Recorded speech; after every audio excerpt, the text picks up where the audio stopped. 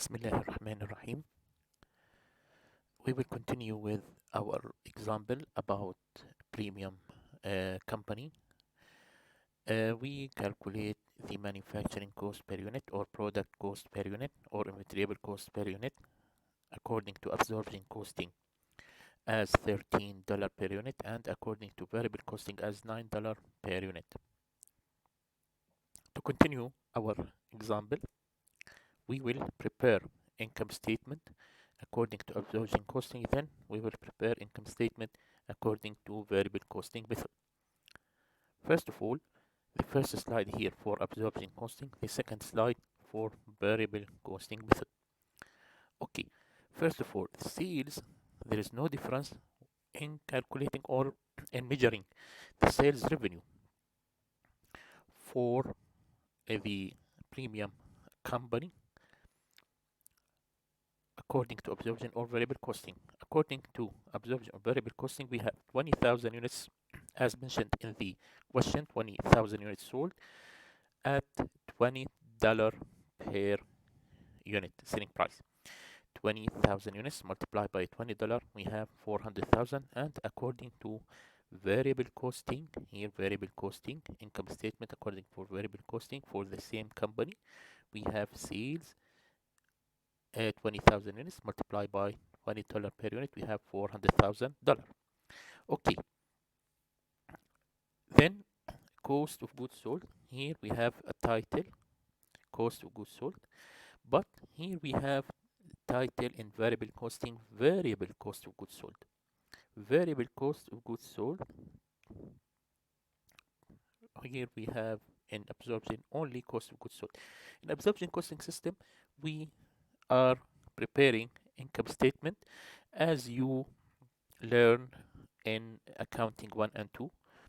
It's the traditional income statement for preparation of income statement according to US GAAP and IFRS. We have cost of goods sold. We must subtract cost of goods sold from sales to reach to gross profit or loss, as you see here. But the new method, the variable cost method that is new for you, will a little bit different from absorption costing method. Then we have inventory, beginning inventory zero. Why zero? Because the question mentioned that we have no beginning inventory. Then variable costing, inventory January as zero. Okay, we have here cost of goods manufactured plus cost of goods manufactured.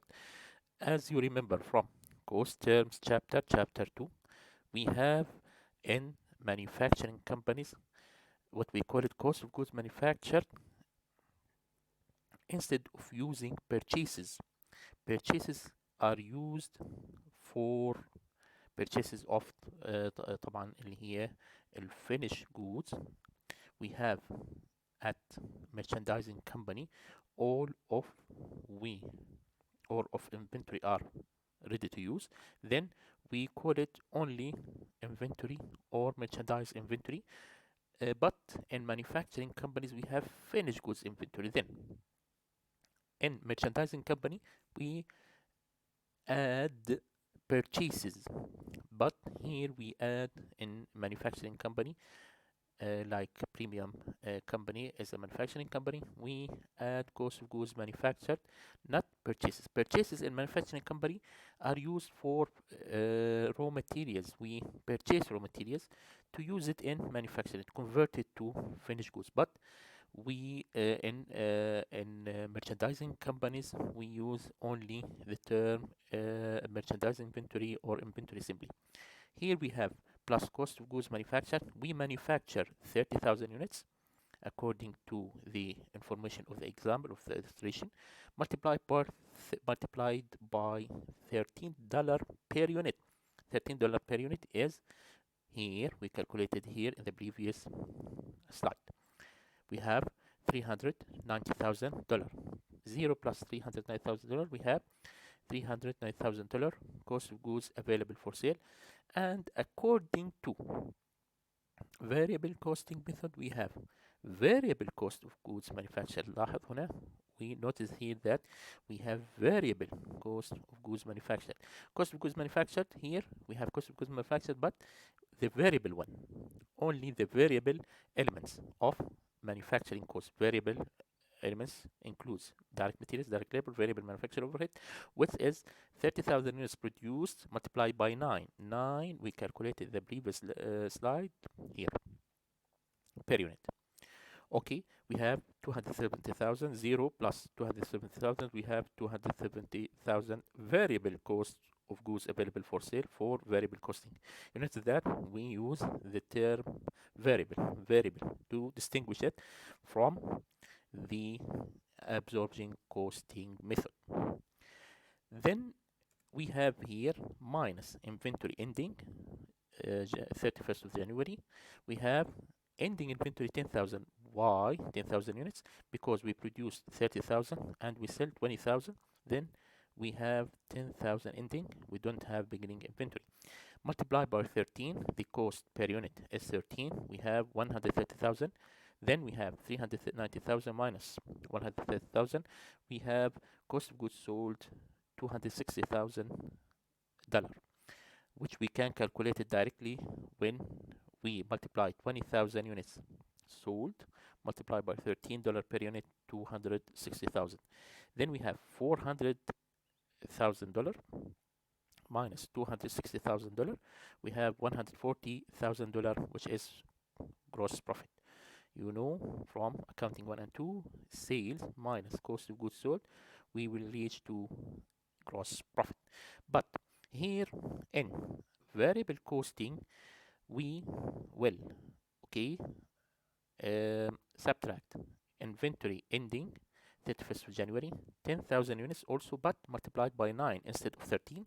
We have 90,000, 270,000 minus 9,000, we will have 180,000. Variable cost of goods sold, we have variable cost of goods sold, not cost of goods sold. Then variable cost of goods sold will we have 180,000. Then here will we add the other variable selling, the other variable cost, which is variable selling and administrative. Notice that here we talk about what? Only manufacturing cost and the variable one. Only variable manufacturing cost in calculating cost of goods sold, or in measuring cost of goods sold. But when we continue our preparation of income statement according to variable costing, we will add to variable cost of goods sold the other variable cost, which is selling and administrative expenses. Then all variable cost here will be used in calculating what we call contribution margin. Contribution margin is the term used in variable costing method when we prepare income statement, instead of using the term gross margin, which we used only in absorption costing method when prepare income statement. Okay, to reach to contribution margin, we must add first all variable costs, variable cost of goods sold and variable selling administrative.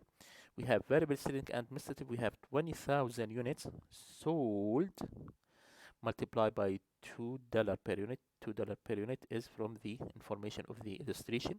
We have 40,000, then 180,000 plus 400,000, we have 220,000. What is 220,000? Is total variable cost. Total variable cost 180,000 plus 400,000, 220,000 total variable cost.